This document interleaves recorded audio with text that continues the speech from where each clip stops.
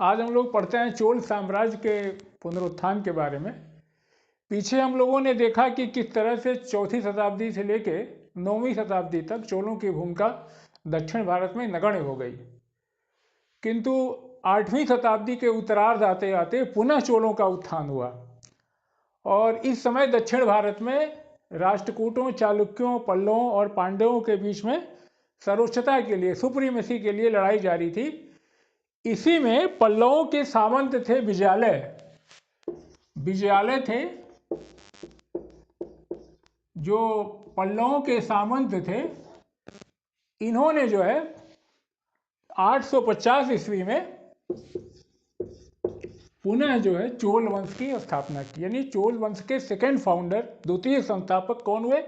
विजयालय हुए। इन्होंने 850 में फिर से चोल साम्राज्य की स्थापना की और विजयालय ने उस समय तंजौर को अपनी राजधानी बनाया। अब पहले हम लोग पढ़ चुके हैं ना कि उरैयूर राजधानी थी। आप जानते हैं जो कॉटन के लिए फेमस है, तो उरैयूर की जगह उन्होंने तंजौर को राजधानी बनाया और उन्होंने नर केसरी को उपाधि धारण की। यानी कैसे नर हैं? केसरी हैं। और इनके बाद ये विजयालय संस्थापक हुए। इनके बाद इनके बेटे, जिनका नाम क्या था? आदित्य प्रथम। इनके बाद आदित्य प्रथम हुए। आदित्य प्रथम के बाद परांतक प्रथम। तो विजयालय के बाद, विजयालय जो है द्वितीय संस्थापक थे चोलों के। इनके बाद इनके बेटे आदित्य प्रथम राजा बने, जो 871 से लेकर के 1907 ईस्वी तक राज किया इन्होंने। इसके बाद इनके बेटे, जिनका नाम परांतक प्रथम था, इन्होंने करीब 907 से लेकर के 955 तक, कितना दिन हुआ? करीब 48 वर्षों तक परांतक प्रथम ने शासन किया। विजयालय द्वितीय संस्थापक हुए। इनके बेटे आदित्य प्रथम के बेटे परांतक प्रथम हुए, जिन्होंने 955 तक, परांतक प्रथम ने 907 से 955 तक शासन किया। और इन्होंने एक उपाधि धारण की, मदुरई कोंड की। और ऋग्वेद के एक प्रसिद्ध टीकाकार हैं, हम नाम सुना होगा आपने, वेंकट माधव। वेंकट माधव जो है, कभी आता है कि ऋग्वेद के प्रसिद्ध टीकाकार वेंकट माधव किसके दरबार में थे? तो याद रखिएगा, परांतक प्रथम के दरबार में थे। लेकिन चोल वंश के दो बड़े प्रतिष्ठित राजा हुए, राजराज प्रथम और इनके बेटे राजेंद्र प्रथम। ये दोनों लोग जो है, राजेंद्र प्रथम और राजराज प्रथम, ये बड़े महान शासक हुए। राज की उपाधि धारण की थी।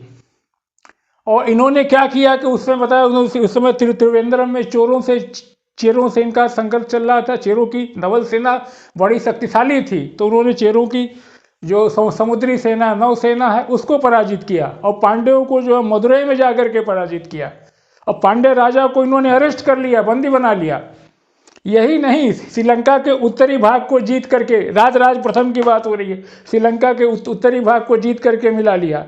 और इनकी नवल सेना इतनी शक्तिशाली थी राजराज प्रथम की कि इन्होंने मालदीव तक का जाकर के मालदीव का भी विजय किया। तो ये कभी आता है कि श्रीलंका के उत्तरी हिस्से पे किसने अधिकार किया, अपने आप में मिलाया, थी राजराज प्रथम। किसकी नौसेना इतनी शक्तिशाली थी कि मालदीव तक गई? तो राजराज प्रथम। लेकिन अगर ये बात होती है कि किसने जो है श्रीलंका को जीत करके 50 साल तक अपने कब्जे में रखा, ऐसी बात अगर होती है, तो ये पूरे श्रीलंका को जीतने वाले राजेंद्र प्रथम थे। राजराज प्रथम हो गए। इसके बाद इनके बेटे हुए राजेंद्र प्रथम। राजेंद्र प्रथम जो है, ये 1014 में इन्होंने सत्ता ग्रहण की और 1014 से लेकर 1044 तक, यानी 30 साल तक ये राजा रहे। और राजेंद्र प्रथम ने अपने पिता का जो अभियान था राजराज प्रथम का, उसको आगे बढ़ाया। उन्हीं की नीति पे वो चले। और उन्होंने क्या किया कि चलते हुए उन्होंने पांड्य और चेरों को बुरी तरीके से पराजित किया। पराजित तो उन्होंने भी किया था, बताया कि चेरों की नौसेना को त्रिवेंद्रम से खदेड़ दिया था, मदुरई पे आक्रमण करके पांड्य राजा को बंदी बना लिया था राजराज प्रथम ने। लेकिन राजेंद्र प्रथम ने जो है पूरी तरीके से चेर और पांड्य राजों को निस्तानभूत कहते हैं, मतलब पूरी तरीके से खत्म कर दिया। और राजेंद्र प्रथम की श्रीलंका की जीत बड़ी उल्लेखनीय है। इन्होंने श्रीलंका विजय प्राप्त कर ली और ऐसा किया कि जो उनके राजा रानी का मुकुट और राजचिन्ह था, राजेंद्र प्रथम ने श्रीलंका पे विजय प्राप्त कर ली, मिला रही, और 50 वर्षों तक अपने कब्जे में रखा, मतलब श्रीलंका पे राज किया। और उस समय जब राजा को श्रीलंका के पराजित किया तो राजा और रानी का मुकुट और उनका राजचिन्ह भी ले आए, अपने पास रख लिया। और इनकी महत्वपूर्ण विजय जो थी राजेंद्र प्रथम की, सबसे महत्वपूर्ण विजय कौन थी? इनकी विजय थी कलिंग के रास्ते जाकर के बंगाल पे विजय पाना, ये इनकी सबसे बड़ी विजय थी। और इसे अत्यंत उल्लेखनीय विजय माना जाता है, कलिंग के रास्ते बंगाल पे विजय। और यहीं पे इन्होंने, ये ध्यान रखिएगा, उपाधि धारण की गंगई कोंड चोल। और बंगाल पे कलिंग के रास्ते, ये कलिंग का रास्ता वही रास्ता था जिस रास्ते जो है समुद्रगुप्त ने विजय का अभियान किया था। के सेनापति जो विक्रम चोल थे, विक्रम चोल चोलों के सेनापति थे, इन्होंने बंगाल पे आक्रमण करने के लिए जो कलिंग के रास्ते, जो सबसे प्रसिद्ध विजय मानी जाती है, के लिए उसी रास्ते का प्रयोग किया जिस रास्ते से समुद्रगुप्त ने दक्षिण भारत का अभियान अपना किया था। तो इन्होंने इस विजय के उपलक्ष्य में, बंगाल बताया कि विजय के उपलक्ष्य में इन्होंने गंगई कोंड चोल की उपाधि धारण की। ये बड़ा मशहूर है, बहुत इंपॉर्टेंट चीज़ है कि राजेंद्र प्रथम ने कौन सी उपाधि धारण की, या गंगई कोंड चोल। गंगा का क्या कहेंगे उसको, कि गंगा के चोल विजेता, गंगई कोंड चोल, वो चोल जिन्होंने गंगा को जीता। तो गंगा के चोल विजेता जो थे वो ये राजेंद्र प्रथम हुए। इन्होंने जो है क्या किया था, इन्होंने बंगाल के इन्होंने जो है कलिंग के रास्ते जाकर के बंगाल जो विजय किया था, उसी विजय के उपलक्ष्य में, जानते ही राजा लोग विरुद्ध धारण करते थे, उपाधि धारण करते थे।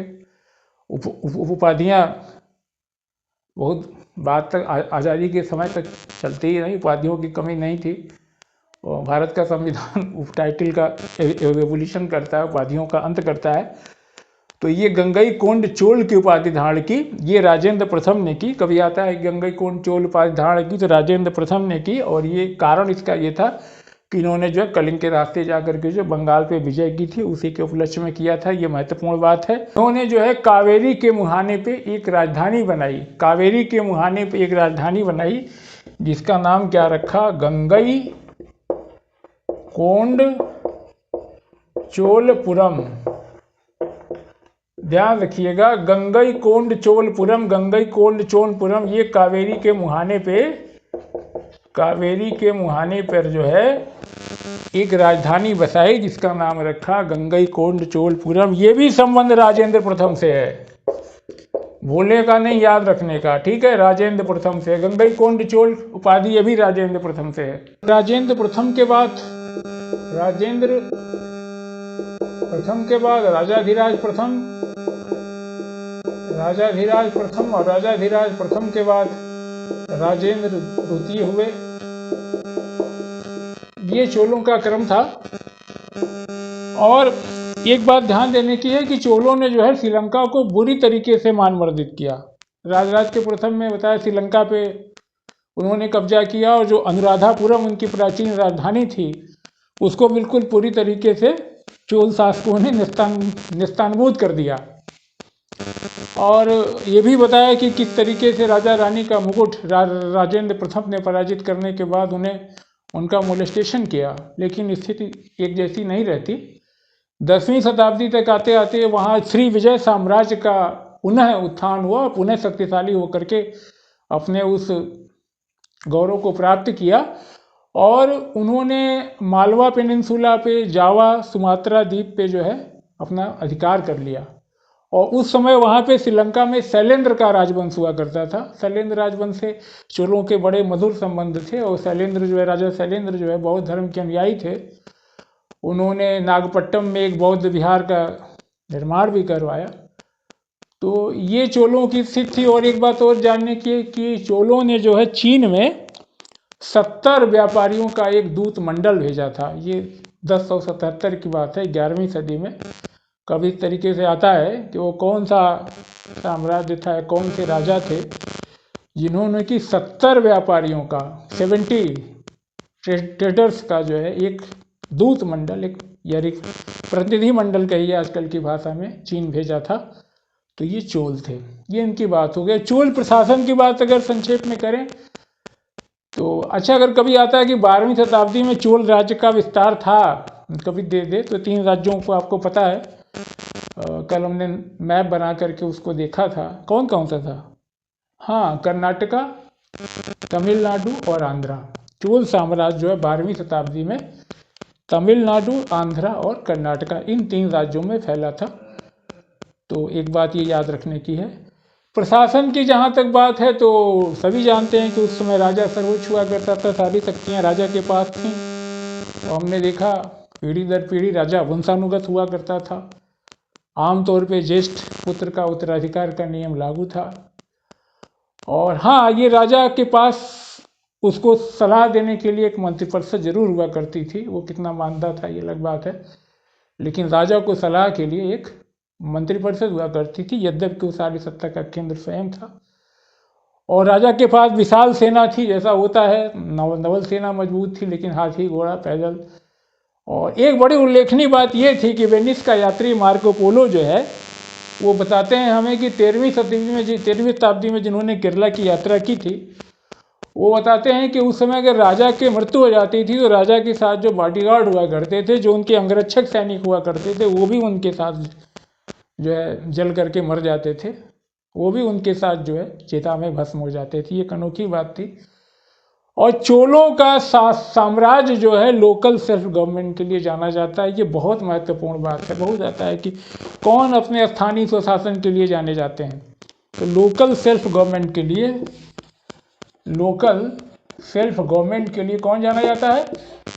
चोल शासक जाने जाते हैं। ये बहुत इंपॉर्टेंट चीज़ है, याद रखिएगा। और या अगर क्रम देखें तो साम्राज्य को जो है, चोल साम्राज्य को पहले प्रांतों में विभाजित किया गया था। प्रांतों, आज आप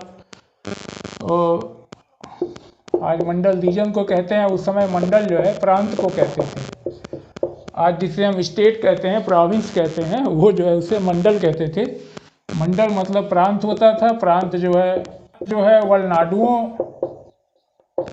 और जो है वलनाडु जो है नाडुओं में विभक्त थे। ठीक, ये महत्वपूर्ण बात है। साम्राज्य मंडल में विभक्त था। मंडल मतलब प्रांत, प्रोविंस। मंडल वलनाडुओं में और वलनाडु नाडुओं में विभक्त थे। ये प्रशासनिक ढांचा था। और सबसे महत्वपूर्ण बात ये कि 2 सभा हुआ करती थी। स्थानीय स्वशासन की बात हो रही थी। ये अगर उड़ नहीं जाना तो कुछ नहीं जाना। एक उड़ हुआता था, एक दूसरा सभा होती थी। 2 सभा हुआ करती थी चोलों के समय में लोकल सेल्फ गवर्नमेंट के लिए, उर और सभा। उड़ नहीं जाना तो कुछ नहीं जाना। उर कौन होते थे? वही जो है गांव सभा होती है। गांव के जो सामान्य आम सभा होती थी, सारे लोगों को मिलकर के, वो उर हुआ करती थी। और दूसरी जो थी सभा या महासभा थी। दूसरी सभा या महासभा थी। महासभा के बारे में कहते हैं विस्तृत जानकारी नहीं है, लेकिन ऐसा लगता है कि जो अग्रहार हुआ करता था। अग्रहार जानते हैं क्या था? क्या था अग्रहार? अग्रहार ये था कि ब्राह्मण जहाँ रहा करते थे। अग्रहार मतलब ब्राह्मण जहाँ रहते थे, जो उनकी अधिकांश भूमि जो है उनको दान में मिलती थी, तो वो लगान से मुक्त होती थी। मोस्टली जो है रेवेन्यू फ्री लैंड होती थी अग्रहार। तो ब्राह्मण गांव के अग्रहारों के, अग्रहार मतलब ब्राह्मण गांव, अग्रहार मतलब ब्राह्मण गांव के जो अडल्ट लोग होते थे, जो वयोवृद्ध लोग होते थे, उनकी जो समिति बनती थी, उसे कहा गया कि वो महासभा थी। अग्रहार मतलब जहाँ ब्राह्मण रहते थे, और उसका major part of the land जो है रेवेन्यू फ्री होती थी, वो उनको दान में मिली थी। तो ये उर हो गया। उर क्या थी? ये गांव के लोगों की आम सभा थी, जनरल बॉडी थी। ठीक।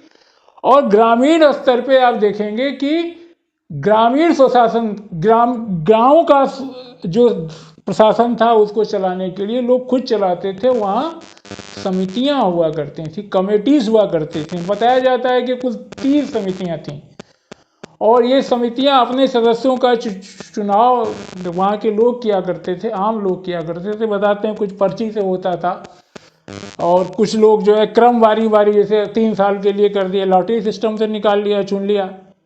है। या तो ये होता था कि आप 3 साल लो, फिर आप 3 साल लो, इस तरीके से चुनाव होता था, वो थोपे गए सदस्य नहीं होते थे ये।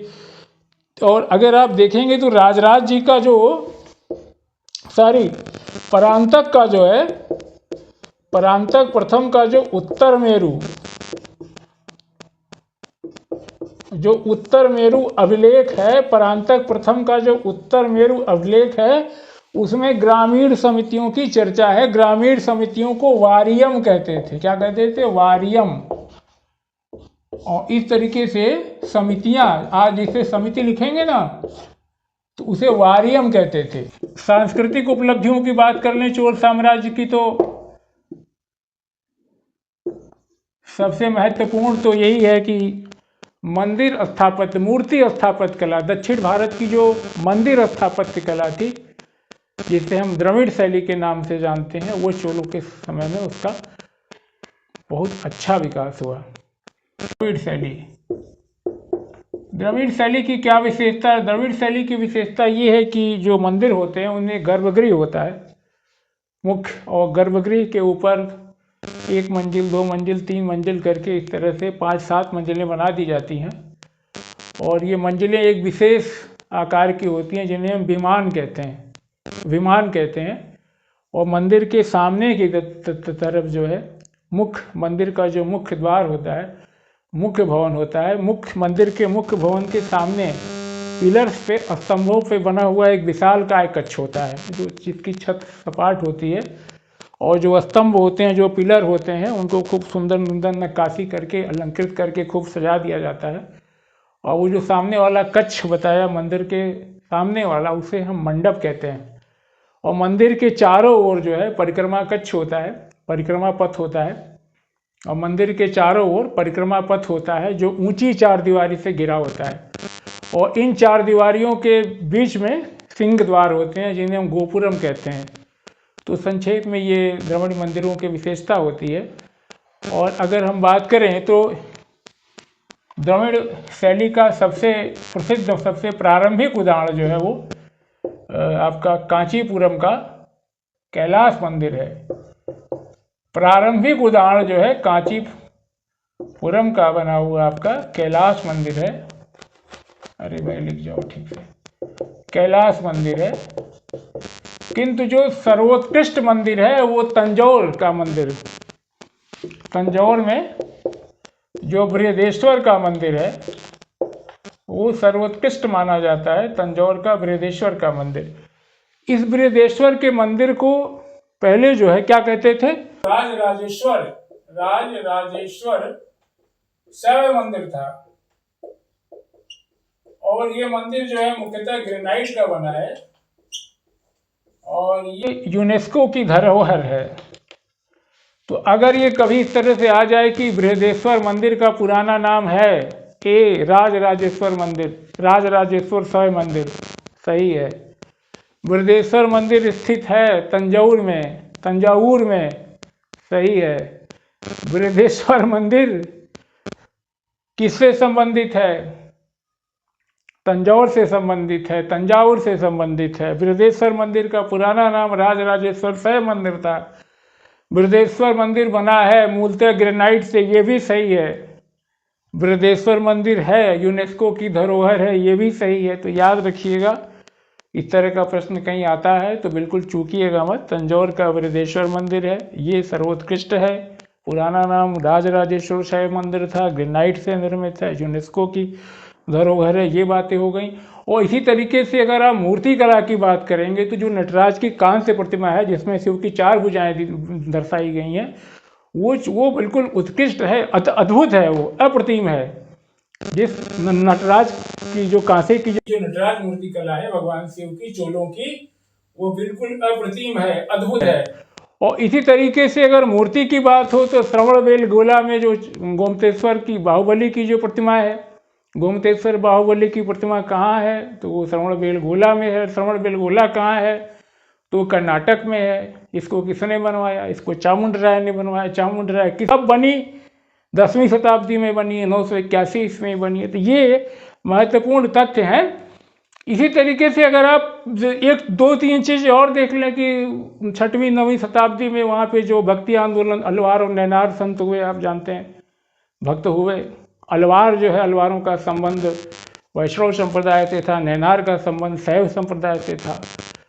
और एक बात और याद रखने की है कि कन्नड़ साहित्य के जो त्रिरत्न हैं और तमिल साहित्य के जो त्रिरत्न हैं उनको याद रखिएगा। 11वीं शताब्दी में तमिल साहित्य के जो त्रिरत्न कहे जाते हैं, तमिल साहित्य के त्रिरत्न, उनका नाम एक तो कंबन थे, कंबन, दूसरे क्या थे, ओट्टकुट्टन,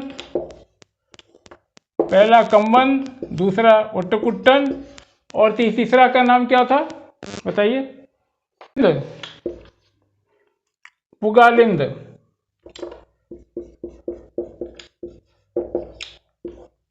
ये थोड़ा टिपिकल है, याद रखिएगा। कंबन के काल को जो है तमिल साहित्य का स्वर्णयुग, स्वर्ण काल कहा जाता है। कंबन के काल को जो है तमिल साहित्य का स्वर्ण काल कहा जाता है। कंबन की रामायण आपने पढ़ी होगी, जो उन्होंने लिखा है। कंबन की जो है रामायण है, ये बड़ी उत्कृष्ट रचना है।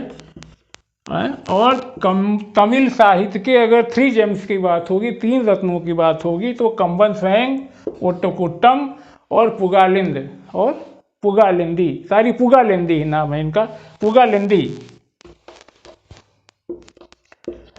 पुगालिंदी। यानी तमिल साहित्य के त्रिरत्नों की बात होगी तो कंबन, ओट्टकुट्टम और पुगालिंदी।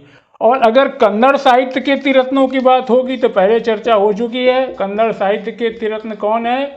पंपा, पोन्ना और रन्ना। पंपा की रचना आदि पुराण, कहीं दे दिया मैच करने को। पोन्ना की रचना कौन थी? शांति पुराण। और रन्ना की अजीत पुराण। ठीक, अगर ऐसे दे दिया शांति पुराण, अजीत पुराण, शांति पुराण, अजीत पुराण, आदि पुराण, तो याद रखिएगा आदि पुराण किसकी है? पंपा की है। अजीत पुराण की किसकी है? ये लास्ट, रन्ना की। और शांति पुराण की किसकी है? पोन्ना की। ये पढ़ लीजिएगा, पंपा, पुन्ना, रन्ना, ये जो है कन्नड़ साहित्य के त्रिरत्न कहे जाते हैं। संक्षेप में अभी इतनी ही बात, आगे फिर पढ़ेंगे। और हाँ, पंपा और पुन्ना, ये याद रखिएगा, ये जो पुराण है, ये जो पंपा का आदि पुराण, पुन्ना का शांति पुराण और रन्ना का जो अजीत पुराण है, ये पुराण तीर्थंकरों से संबंधित है। आज बस इतना ही। जय हिंद।